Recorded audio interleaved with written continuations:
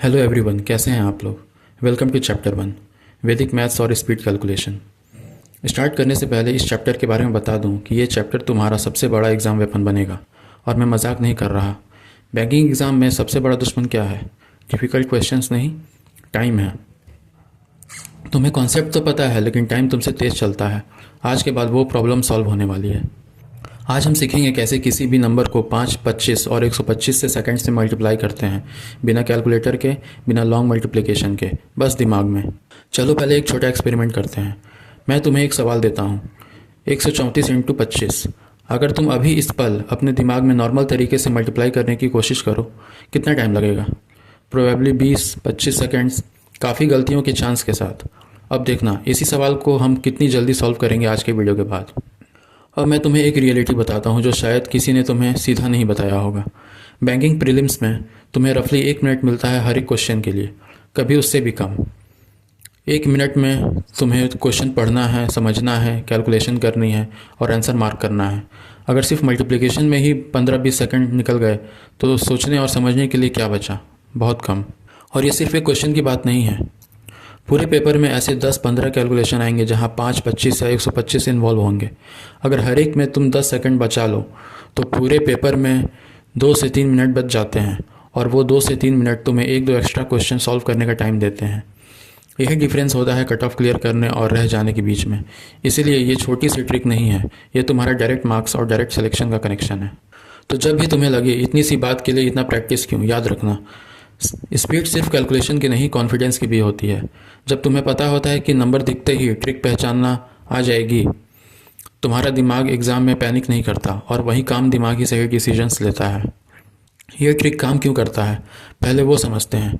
क्योंकि जब तुम्हें वाई पता होता है तब हाउ कभी नहीं भूलता। 500 का 20th पार्ट है और ये कनेक्शन ही हमारी पूरी ट्रिक का बेस है। इसी तरह 2500 का चौथा पार्ट है और 125,000 का 8वां पार्ट है। देखा, तीनों ट्रिक एक ही फैमिली से हैं, सब कन्वीनियंट राउंड नंबर का फ्रैक्शन है। चलो शुरू करते हैं 5 से मल्टीप्लाई करने से, क्योंकि ये सबसे इजी है और बाकी दोनों इसके ऊपर ही बेस्ड हैं। ट्रिक है, नंबर को 10 से मल्टीप्लाई करो, फिर 2 से डिवाइड कर दो।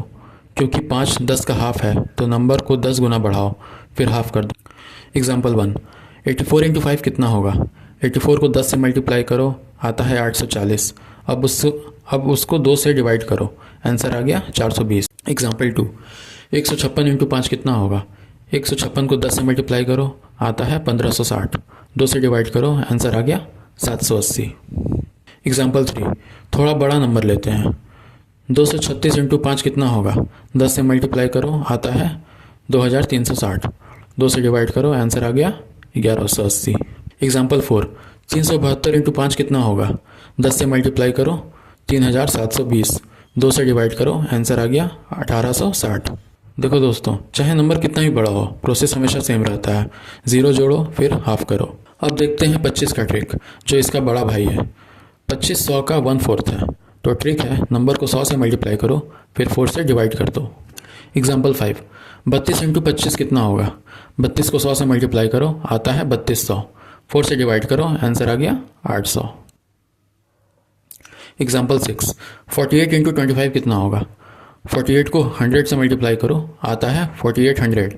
4 से डिवाइड करो, आंसर आ गया 1200।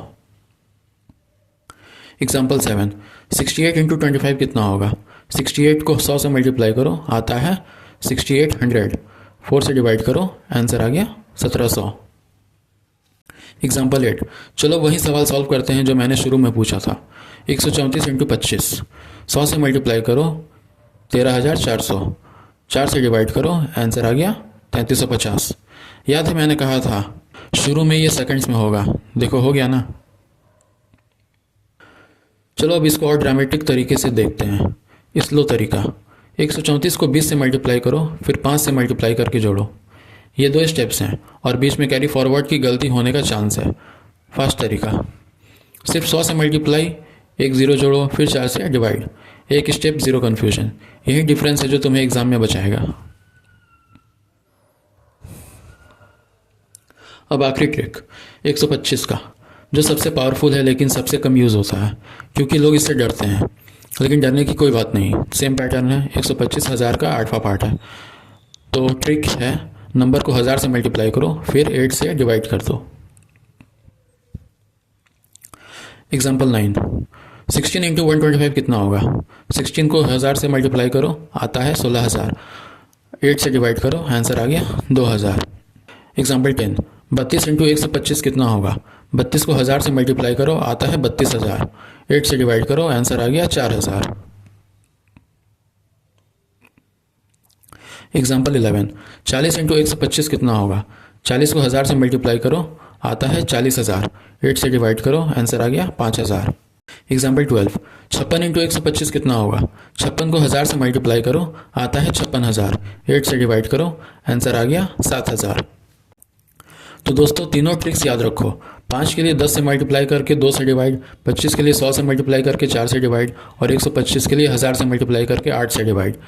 तीनों का पैटर्न सेम है। बड़ा नंबर राउंड से मल्टीप्लाई करो, बड़ा राउंड नंबर से मल्टीप्लाई करो, फिर छोटा नंबर से डिवाइड करो। एक बार ये पैटर्न दिमाग में बैठ गया, तुम्हें याद रखने की भी ज़रूरत नहीं, तुम्हारा दिमाग खुद ब खुद सही ट्रिक पकड़ेगा। अब एग्ज़ाम में सबसे बड़ा चैलेंज क्या होता है?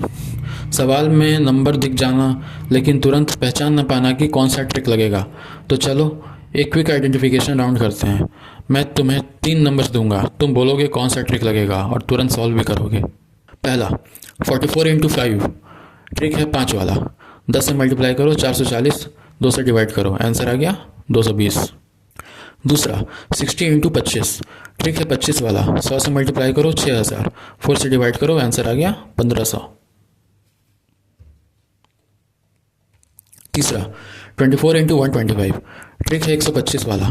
1000 से मल्टीप्लाई करो 24000, 8 से डिवाइड करो, आंसर आ गया 3000।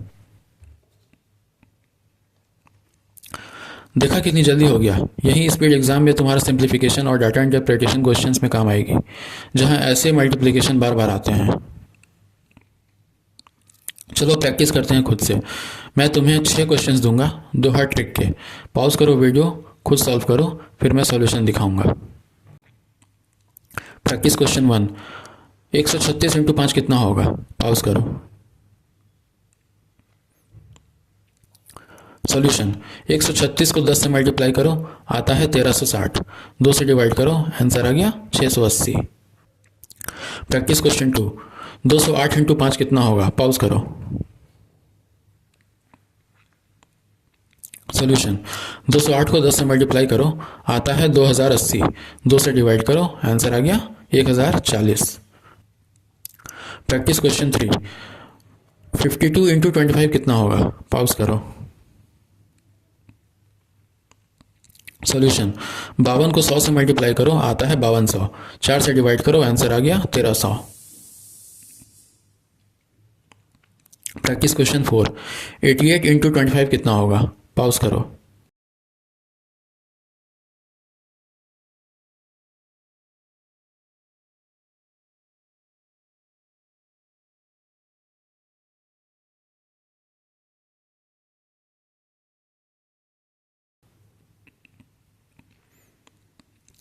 सॉल्यूशन, 72 को 1000 से मल्टीप्लाई करो, आता है 72000।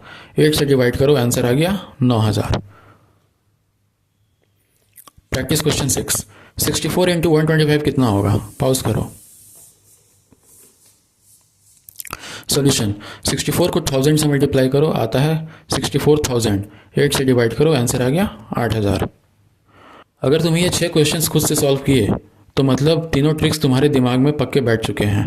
अगर कोई गलत हुआ कोई बात नहीं, उस स्पेसिफिक ट्रिक वाले सेक्शन को वापस देख लो, एक बार और प्रैक्टिस करो, फिर आगे बढ़ो।